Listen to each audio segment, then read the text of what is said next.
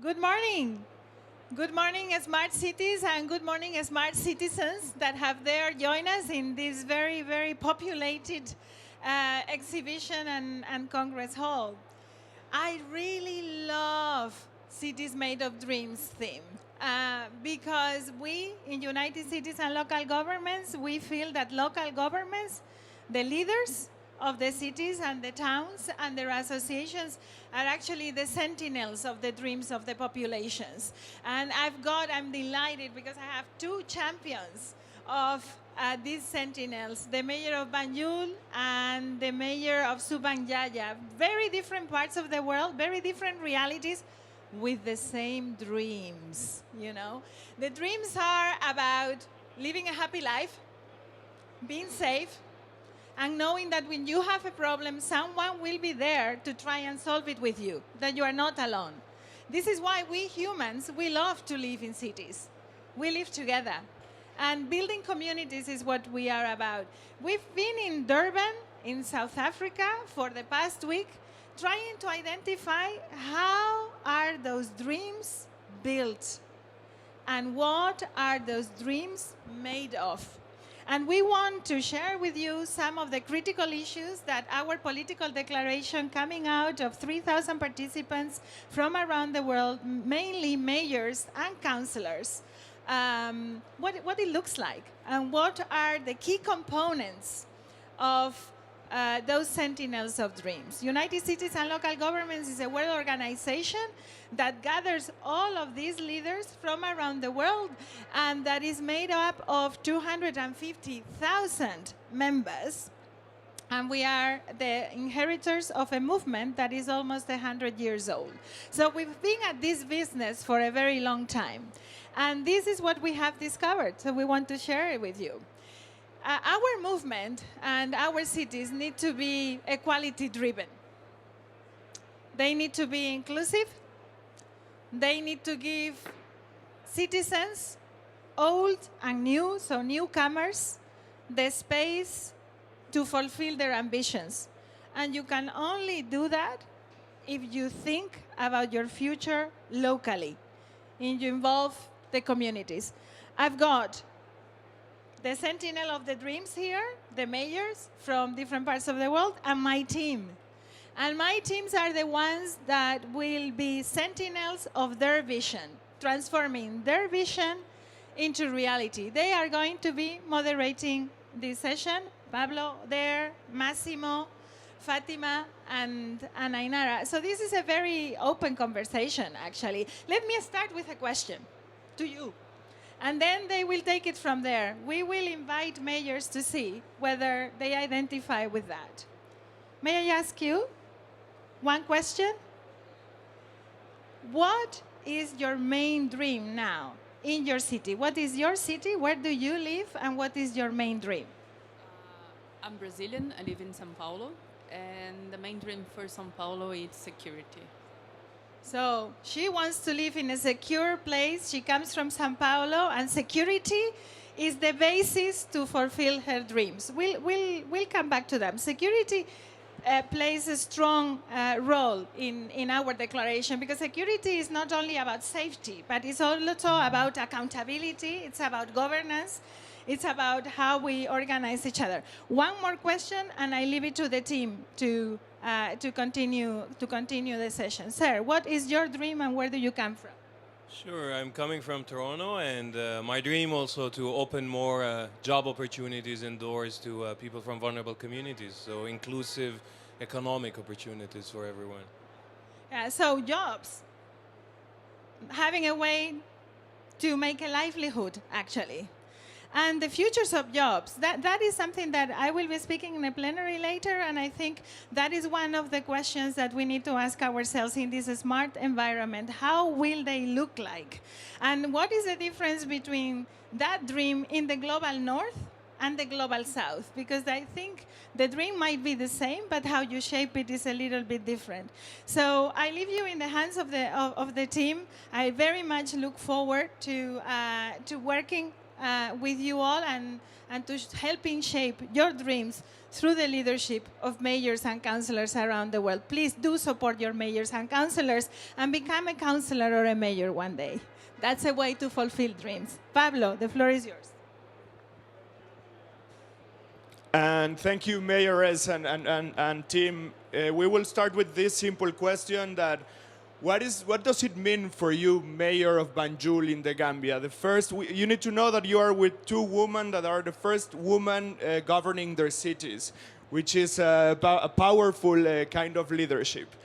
My question, I will start with the Mayor of Banjul. What does it mean to be the sentinel of dreams of the people of Banjul, Mayoress, and what is the role of the Mayoress to fulfill the dreams of their citizens?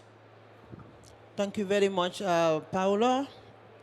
It's my pleasure to be here. First and foremost, allow me first to thank Emilia Satz, our UCLG Secretary General, for always giving us the platform as young mayors to network and learn a lot. So on that note, Emilia Satz, on behalf of my colleagues from all mayors all over the world, we are saying thank you and thank you very much with your team. Paulo, if you ask me what it means being a mayor, I think this is what you said. Let me take you to the context of the Gambia and by extension the city, the capital city. Yes, my name is Rohi Malik Lo. I am the Lord Mayor of Banjul, that is the capital city of the Gambia. It's never easy to be a mayor. But again, as I said, we thank God that we have a platform like the UCLG that is allowing us to network and meet other important institutions to learn a lot. I will say that to be a lawyer, to be a mayor means a lot to me, especially being the first female mayor. It means bringing the community together, being inclusive, listening to your people, and allowing them to be part of designing and managing the city, which is very, very important. Everybody knows that we are now talking about the localization of the SDGs, which we cannot do without the community, which we cannot do without the people that that we are governing, because this is the very people who voted for us to come into office. If we don't include them in our governing, it means we cannot even have the security that you are saying. If we say security, as our Honorable SG said, it's not only about policing, it's about transparent. And if you are not transparent, the citizens cannot have security. And at the end of the day, things will not work as it should be. Thank you, Mayoress. And I think you touched a key factor, that it's involving citizens in designing policy and listening to cities, as we were saying last week in Durban, that we have to listen to cities, that cities are listening. And I will go now with my colleague Massimo, who led a new co-creation process that we are trying to create in our organization, which is passing from the message of listen to cities are listening. And I will ask you, Massimo, why is it important that mayors listen to their cities, as the mayor of Banjul was saying, to involve citizens, and what is the added value of having citizens involved in the policy-making process? Well, hello everyone. Massimo, as our Secretary General had introduced me, I'm part of the policy team of UCLG. And last week in our World Congress in Durban, we had the pleasure of organizing a unique track of the Congress, which was called the Townhall track, which was driven by civil society organizations. So these civil society organizations essentially had specialties in 5 different topics related to cities and the different issues that cities face today, such as the right to the city, gender equality and women's empowerment, accessible and inclusive cities, partnerships for sustainable urban development, and addressing informalities. So the whole idea behind this track was, as my colleague Pablo Fernandez mentioned, was to have cities listen. So we envisioned within these town hall sessions to have these two wonderful mayors to my right listen with other mayors to these civil society organizations specialized in these topics and hear their recommendations. So these civil society groups produced policy papers based on these topics. For example, the right to the city or gender equality and women's empowerment, and provided recommendations and what they dreamt of their cities to be, what they wanted their cities to have, and the protections that they can offer for their constituencies, for the people. And there was an organic discussion between the mayors and these civil society groups. And this is a process that will be lasting even beyond the Congress. But within the Congress, it culminated with a special moment within the session of the World Assembly of Local and Regional Governments, which is recognized within the New Urban Agenda as the monitor and also implementer of the targets of the New Urban Agenda. And over here, the recommendations from the town hall tracks were presented to the World Assembly to sort of cement the work of the future of this assembly. So. Thank you, Massimo. And I think it's important that you mentioned that we have a structural process now and that we have dialogues in order to enable cities to listen. Emilia, why is it important that cities are listening? Yeah, I wanted to share with you a reflection. I think it is very critical to try sometimes to be in the shoes of the leadership of cities. There are topics that are extremely difficult to address. Informality is one of them. I mean, we live in a world with very formal economy and very formal frameworks of governance. But actually, if you look at the reality of the world and the reality with these two women leaders live, is that over 40% of our economies is informal in the global south. Informality is a very tough thing to discuss. Migration, which is the specialty of Fatima here, I'm sure that we will discuss, is something that makes leaders lose elections if they are too open to migration. If you don't handle that conversation right. And so I think that opening up a process of organized citizens, organized civil society that can have a conversation with the leadership and understand what the pros and cons of some of the policies can be is extremely important. And that's where cities need to be listened to in the international governance, because we don't think that we have enough space there.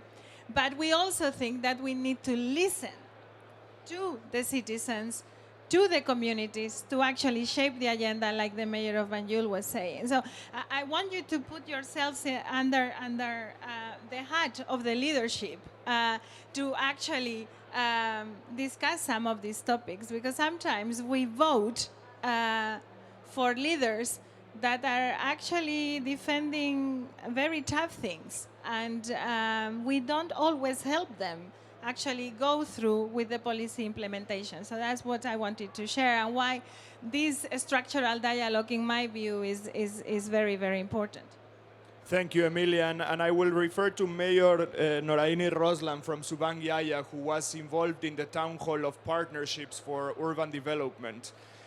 And my question would be, Mayor, in terms of what Emilia was saying about the challenge that it represents for politicians to implement all these recommendations and to listen to civil society, why is it important to govern with partnership? And why is it important to have partnership in the daily basis of the policy making for a mayor of a big city as you are in Malaysia? Thank you, Pablo. Hola. It is indeed a privilege to be here, and thanks to my colleagues from UCLG that I have the opportunity to see what other cities are doing and be in the network. Before being in this loop, I think that I was always alone, that other people do not understand and listen to what we have to face in order to manage the city. But by being in the loop, I know that there are plenty of resources, plenty of helps that the civil organization have tools, have approaches, have examples that they have they have implemented in other places that we can adapt to our cities. And in order to solve our challenges, if we do it alone, we used to do it from the top to the bottom. That's how every city used to solve their problem. But by doing so, we leave behind so many groups, especially the informal sectors. We don't think that they have enough values to the cities. But as a matter of fact, in developing countries like Asia and Africa, I believe, the informal economy are the one that gives the livelihood to the people. And often enough, the informal housing are where people lives in. And having moved up from a smaller city to a bigger city and more affluent city, I now have problems engaging with the business community. I want them to be responsible, to have this production that are environmentally concerned, that are globally concerned also, to have a sustainable production. But to them, it's the profit that matters. So how do I get to them? Only with this co-creation, engaging with this group, and understanding this win-win situation that you can still be a profitable company, but be contributing to the sustainable development of our city, that we can win this together, that you can pass on to the future generation a better place. And how do we market these companies that are adhering to the greener production process, so that we can tell the consumer that, you know, it is better to buy products from these companies that is helping to conserve the environment rather than buying the product from another company. But this needs understanding from the company that what they are doing, even though it may cost them a bit more, but it is helping the environment in a longer terms. Thank you, Mayor. And well, you're not alone, and you've noticed that there's a big movement of more than 250,000 territories, cities, towns, and associations willing to work with you and to shape the future of humanity. What you were saying, it's crucial in terms of this structural dialogue, which is the conversation with the private sector. In each of the topics that Massimo was referring, Emilia, the mayor of Banjul, were saying there is a dialogue between cities and the private sector in order to fulfill the public interest and the people's interest in the end. And I will go to informalities in these terms, and I will ask Ainara to reflect in terms of the report on housing that you did back to back with the Gold Report. How do we address housing, public housing, with a frank conversation with the private sector, and how does this make it represents a challenge for mayors and for citizens? Thank you very much, Pablo. So my name is Ainara Fernandez, and I'm part of the research department at UCLG.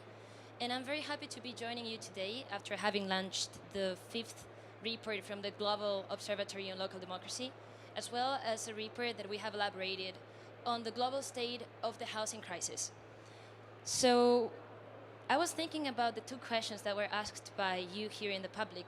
And I was thinking that, in fact, when we're talking about security in the global south and we're talking about job opportunities in the global north, we're just asking the same question from the two sides of the coin, from two different angles. And when we're talking about housing, I feel like this is a really important issue to be taken into account.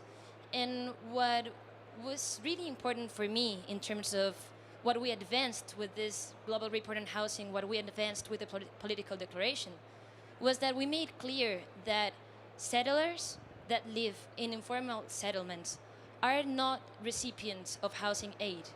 They have agency. And this is a really important part of the conversation that we really need to interiorize in order to keep on furthering this structural dialogue that we were having right here.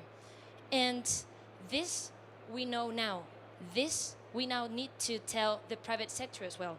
And we need to have this multilateral conversation in which local governments have a key role to play, as they are in a privileged position to bridge all of these different groups' interests together in the sake of enhancing the livelihoods and the prosperity opportunities and the security of the people that live in informal settlements. Thank you, Ainara. And then we will go to the last individual intervention, and then I will leave it to Massimo to moderate an interactive discussion around. And I would like to ask Fatima, is there a smart way of addressing with the phenomenon of human mobilization? Is there a way that we have a real conversation between our citizens, our migrants, with a smart perspective? What would you say about this? Well, hello to everybody, and I would start by saying, well, yes, there's a smart way, and it is not the one that deals with border management as the central issue of migration. And in this, it is so rewarding to work at local level because cities have no borders. So there's no question about that. And indeed, it is so interesting also that the way we have shaped altogether this discourse on migration that has been led by states has made us that when we go to cities and ask about their urban policies about migration, they say, no, we don't have policies, no, we don't have such policies. Then we start to discuss about inclusion, about welcoming instruments, about service provision, about education, health, housing. And then they say, yes, yes, of course. And this entails no discrimination against other people that are newcomers. So then they realize, they are aware, okay, yeah, we do have a policy, but the problem is that many times we are not heard. We are not listened enough by states and by the international level. So we work with a strong network of cities that try to improve by learning from each other, how to address migration, whereas they have no competencies, no mandate, and no resources to deal with that.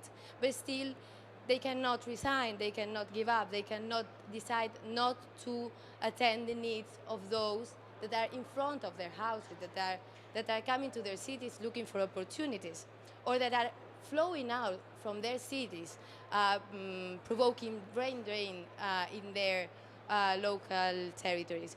So yeah, there is a smart way, which is the one that doesn't deal only with borders, which doesn't deal only with stereotypes, and for that, evidence-based policies and more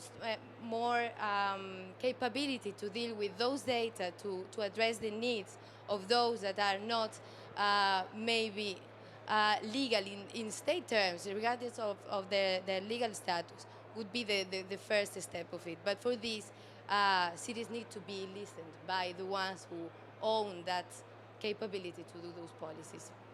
Thank you, Fatima. Final remarks from the Secretary General prior to start an open discussion where we encourage you to participate as well. Well, I see them more as initial remarks. I think we need to challenge the concept of the place we are at. I think the notion of smart has evolved a lot, and it's now much more social than application-driven. But I think the interventions that you have heard prove that we need to change still some notions and some conversations. Development will be local or it will not be. And the transformation towards a sustainable society with one single planet available will be a painful transformation. Our ways of life will be challenged. And the only way that we will be willing as groups of humans to make that transformation is if we actually feel that we own the transformation and that we are not only buyers of new applications or of new technology.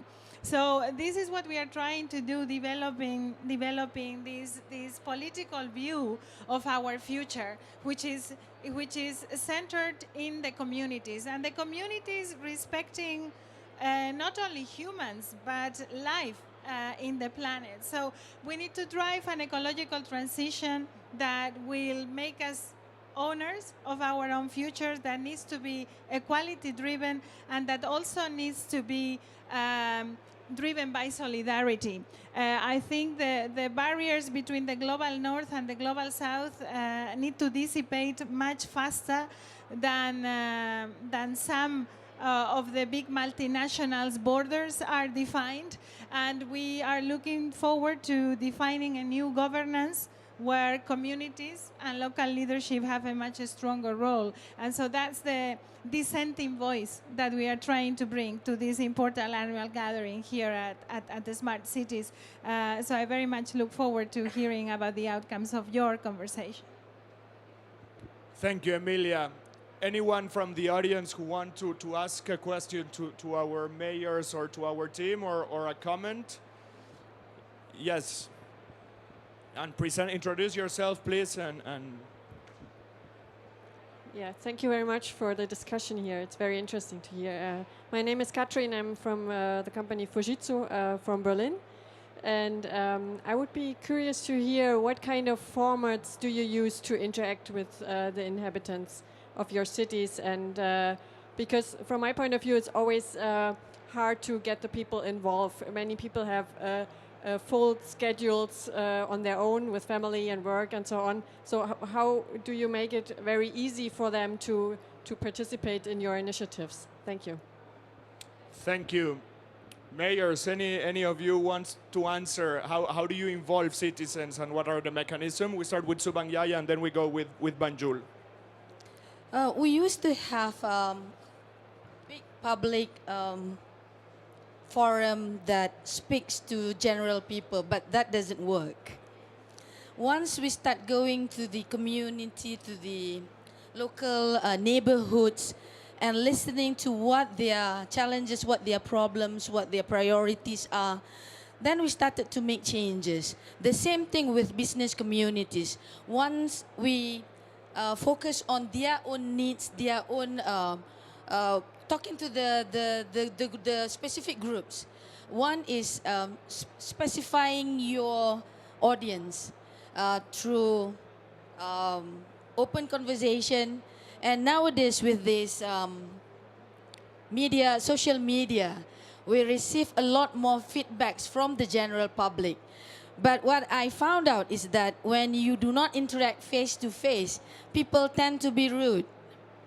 Their language tend to be harsher, and their criticism tends to be a lot more, not as polite as they would be if they're talking about the same issues face to face. So we need to handle all that, and we need to filter what is the actual problem and what are the noises behind it. So filtering all this input that comes through us, whether through the normal communication line or through social media, and stratifying them, filtering them, putting them into categories, need a special tools to do that, and for us to be able to track it, to analyze it, and much more importantly, to respond to it as fast as possible.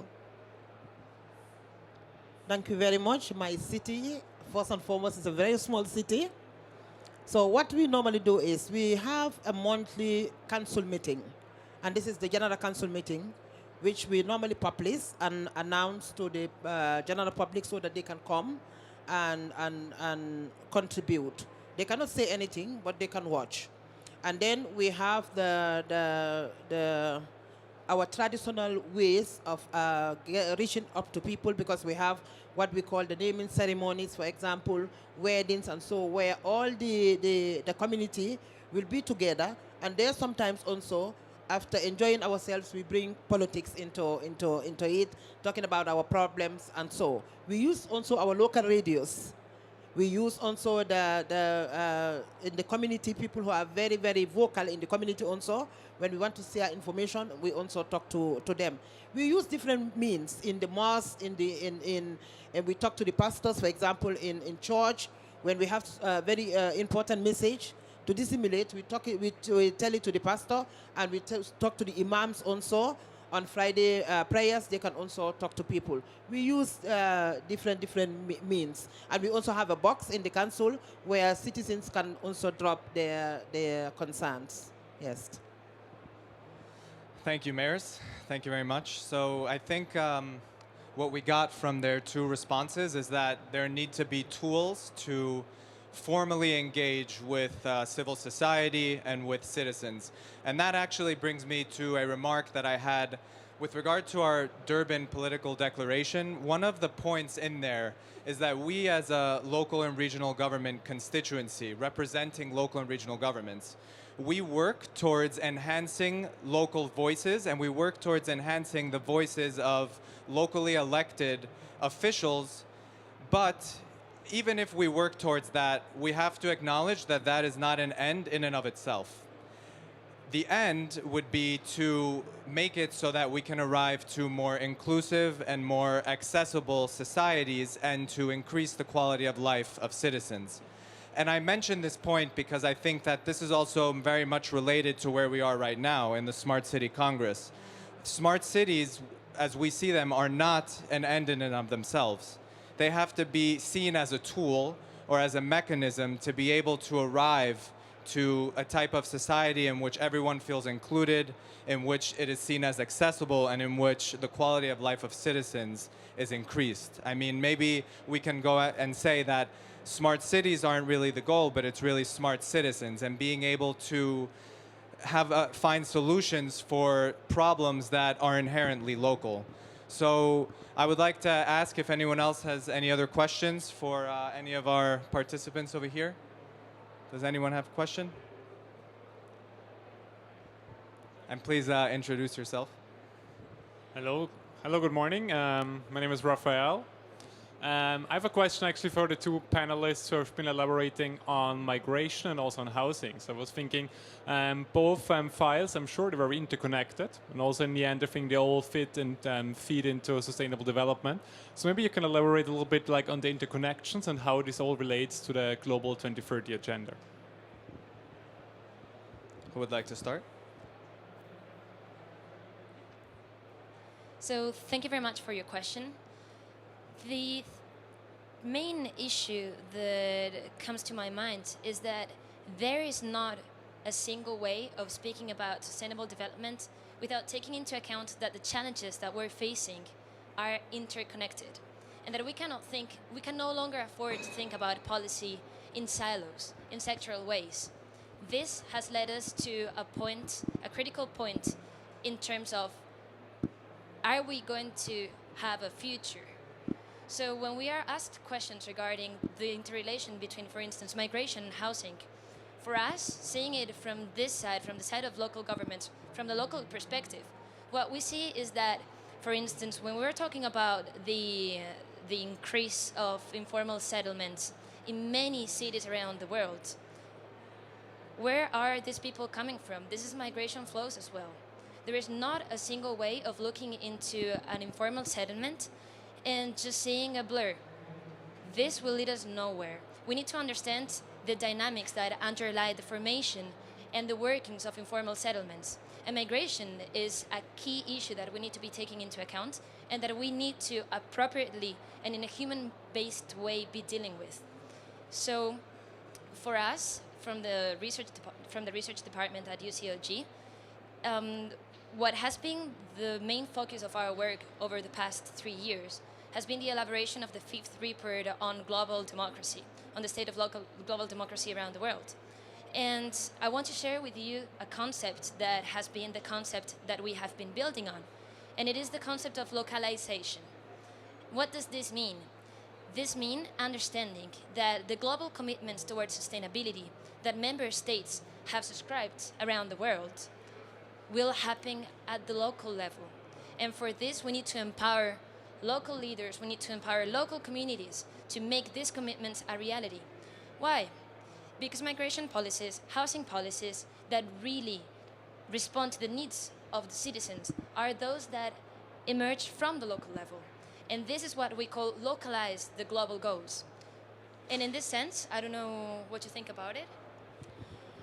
Well, just to add up a little bit on the interconnection of those issues at local level, I would just point out to the fact that if housing is an important public issue, and if migration is as well, and if public policies are needed in that environment is because of how it affects the most vulnerable communities. I mean, migration, of course, the right to move exists, but it exists more for some than for others. And not only to move, but also to stay somewhere. And the role of public authorities at territorial level is to protect those ones and to ensure that this gap between their starting conditions and others' starting conditions does not stay in their life condition forever, so that their dignity is protected, that their rights are protected, and for that we often work with the concept of the right to the city. This is a really important motto for us at UCLG. And the right to the city entails everything, and it's not by accident. It is because you cannot understand how to provide housing solutions to people if you don't understand that most of them are rural to urban migrants that indeed in the weekend go back to their small villages, or that the kind of people that is most vulnerable in your city are women, are children, are elderly people. So all of that is completely interconnected, because a migrant is not a migrant is a person, and that person needs basic services, needs good education, needs access to water, good mobility to get to his or her decent job. And that is why at local level you can really not tackle those issues separately. Thank you very much. So I think if from what I heard, going back to the idea of smart cities are a tool. Smart cities are a tool to be able to make society more inclusive and accessible, and be able to guarantee, as my colleague has just said, the right to the city. So I wanted to ask our two mayors if they had any comments on this discussion, or if they can tell us if their cities would move towards being smarter cities. What would that mean? How can smart cities improve the daily lives of the citizens that you both represent? Thank you very much, Mr. Moderator.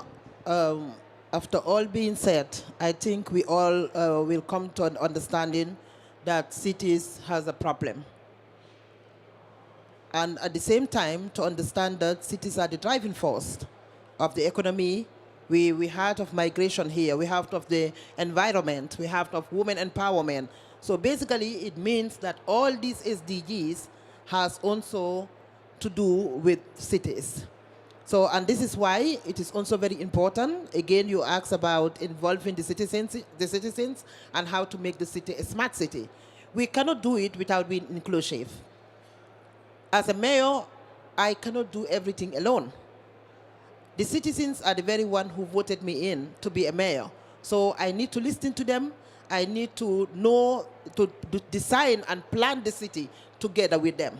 Sometimes you tend to be doing things alone when it will haunt you again in the future. Because sometimes we tend to forget that designing the city is something that should be very, very inclusive, very, very inclusive, meaning to design it together with the citizens. Because sometimes you forget about the disabled, for example. Sometimes the women, for example, today, we are the very one who walk on high heels. It's not men. And sometimes you can make you can design a road where it is not fit for the woman.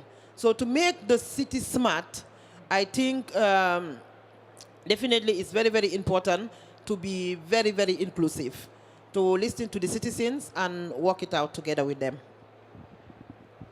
Thank you, Ray. How do we listen to the people better? Technology is like a knife. It can be a useful tool, it can be dangerous to us.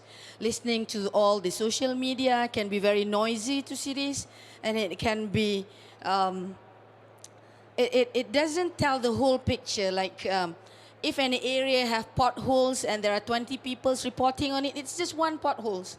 But how do we filter? With technology, if we can have the GPS, we know it's the same pothole and not going there 20 times, whereas it's the problem that has been solved. So technology is there to help the city manage our resources better. Technology can help us make a better decision. But technology is also may be out of reach to certain segment of the population. The poor are do not have the same accessible to the technology as the more affluent. So how do we make them? It is all about connection. It is all about accessibility. We use technology to connect to them better. We use technology to assess our problem, to analyze our problem, and we use technology to help decision maker makes a better decision. So it is not about the technology, it's about solving our problem. It's about how technology helps the people make a better life and communicate and include everybody into the system. Thank you both, mayors.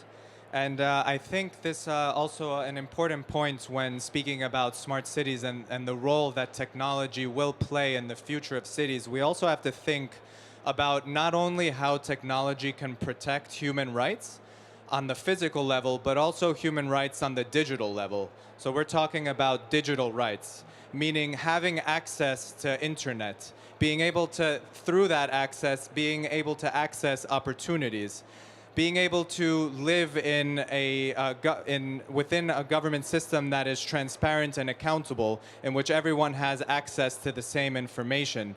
These are some of the digital rights that have to be protected in the cities of the future. And in fact, there are already within United Cities and local governments working areas on digital rights. And if you access our political declaration through that QR code, you will have certain references to these important digital rights and how can people be more included in the smart cities of the future.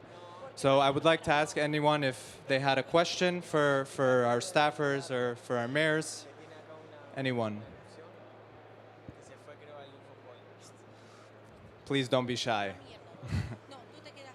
Well, then if I can ask one of my staffers to maybe comment on the importance of digital rights and how that can enhance the livelihood of citizens and maybe the importance of being able to measure not only how cities can be accessible, but just measuring in general. If we want to localize the SDGs, if we want to have cities be more sustainable, what are the indicators, or if there are problems with indicators, how can we go about that? If I can ask my colleague Ainara. Thank you, Massimo. So my comment is twofolded. So on the one hand, when we're talking about digital rights and we're talking about data and we're talking about citizens, there is an aspect that is really key to local governance, which is to understand that citizens, beyond being passive producers of data when they interact with technology, they can also be empowered to use this data to access platforms of local governance. So for instance, when we're talking about urban planning or when we're talking about resilience, the example of what happened in Mexico City after the earthquake comes to my mind immediately. So in that moment, what happened was that there was chaos and destruction in the city. And what citizens did was to become empowered in the creation of data. And they were the ones producing the maps where you could see which buildings had been destroyed by the earthquake, what was the level of damage, where was aid most needed. And the same happens, for instance, with informal settlements. When we are trying to design policies for informal settlements, a key issue that we need to always take into account is that if we really want to know what is happening inside these informal settlements, we need to partner up with informal settlers, because they will be the ones that will actually be able to tell us how many housing units there are in the settlement, what are the real needs of the people that live in that territory. So for me, when we're talking about data and citizens, this is key. This is key to remember that again, citizens are not only there to be protected, but they can actually have, and they deserve to be given the voice of self-representation. So this is one side of the answer. And then when we're talking about localization, this word that I was introducing to you before, there is the key issue of, okay, progress is going to happen in cities because cities are facing the challenges, and cities are the ones that are stepping forward to give solutions to those challenges. But how do we measure whether progress is actually being made or not? This is the issue that we were debating about last week in Durban. And it is the issue of indicators. How does data and smart technologies and all the new technologies interact with this? How are local governments envisioning the indicators that they need to be using in order to track progress in their cities? And this question I want to share with our mayors here to see if they have something to add on this and if they can share their perspective with you. I'm not sure whether I get the question right, but data collection is essential if we need to assess where we are now and how big a gap we have in order to achieve where we want to go. But can everybody contribute to that data collection?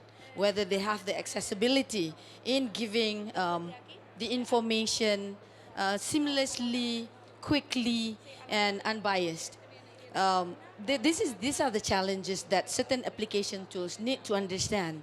And we also need to provide outlets or linkages for these people to give the data to us. The problem with cities are normally in collecting the right information. And the next level is to analyze all this information and turning it into a policy-driven decision that is based on the right information. Normally, we do things because we think that what is needed instead of really listening to what is actually down there. So there are big challenges in information collection and translating it to the right policy. And I'm also a big believer in assessing where we are now and, re-strategizing every term, every few years, because the policies that we formulate a few years ago may not be suitable to the current situation because of the different demands, different needs of the people. Yeah, thank you. Cities are different. For example, in my city, as I said, my city is a very poor city, and we have this problem of digitalization. I will not be ashamed to say it. I cannot even tell you how many people are living today in my city.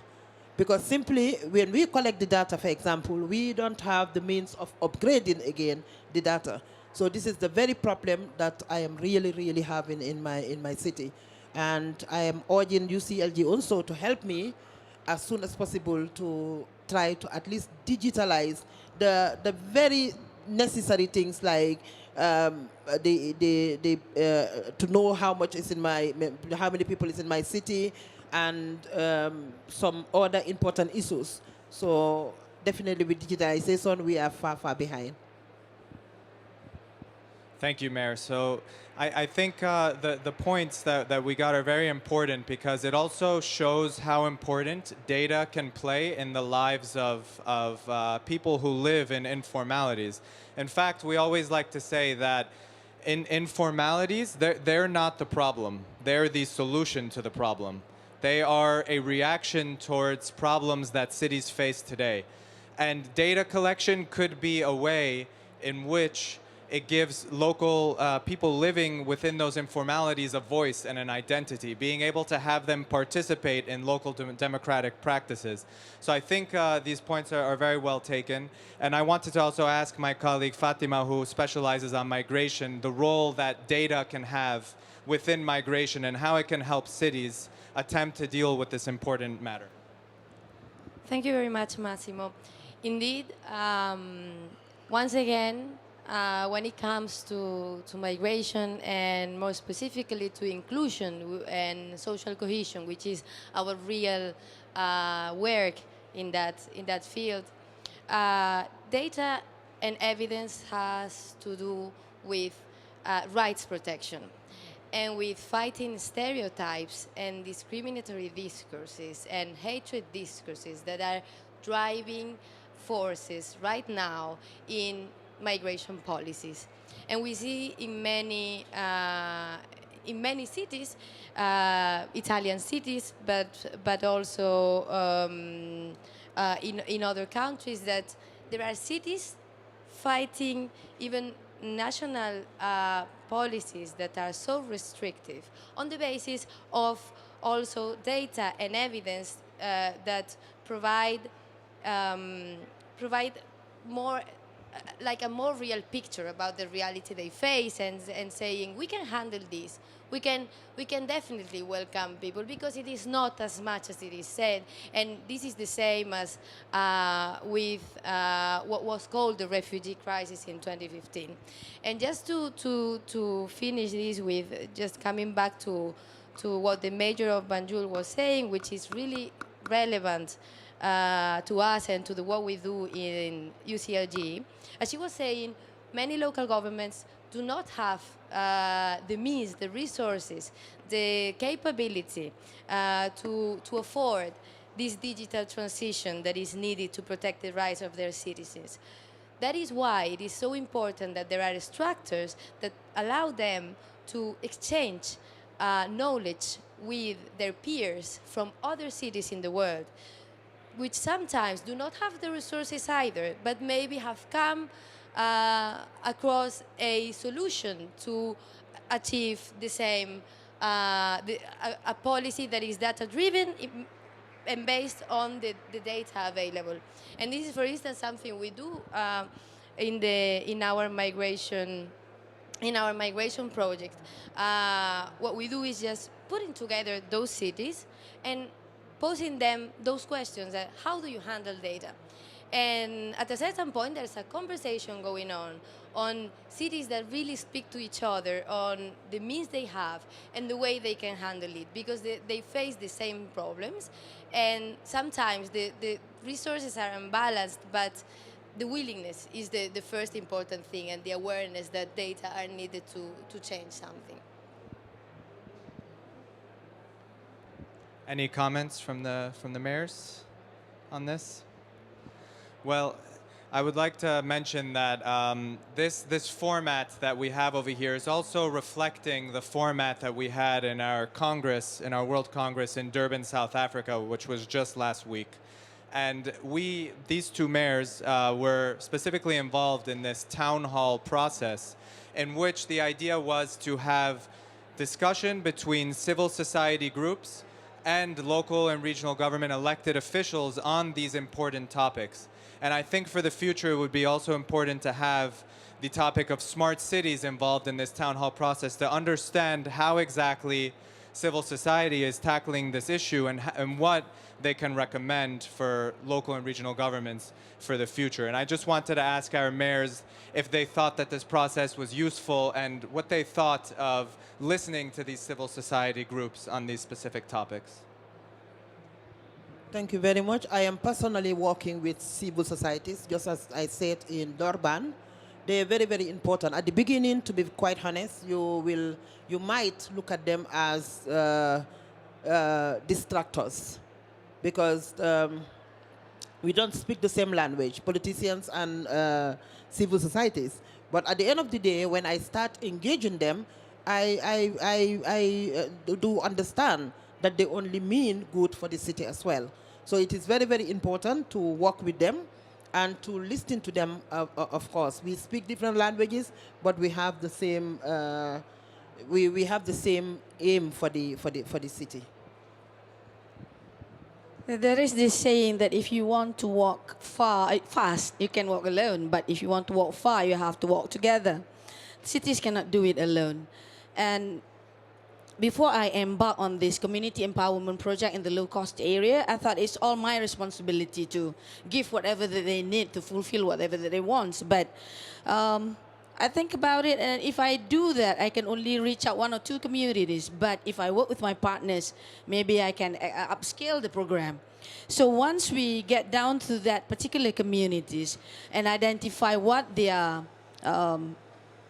problems are, what their needs are, and I start to network with the civil societies, what they can contribute to these communities. And I found out that there are so many organizations, civic organizations, civil societies, non-government organizations that can help me to empower these people, to help these people with their daily needs. So from 2 pilot projects, I was able to upscale it to 24 projects now, only with the help of the civic society.